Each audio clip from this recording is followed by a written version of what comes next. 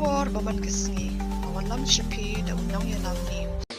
cleared an amount of 79.5 crores to the Garo Hills Autonomous District Council today, out of which about 11 crores is their dues, which is there right now with us, and the rest of the 68.5 crores is an advance we're giving towards their share of royalty from the future. And so 79.5 crores has been sanctioned and money has been released to the escrow account.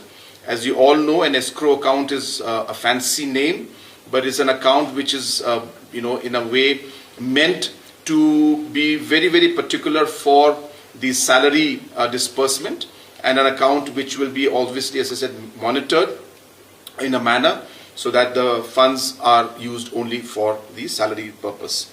So this has been done, and with this amount, the District Council now will be in a position to release the 12 months backlog for their employees. Bynta U Conrad subscribe your channel Unong News.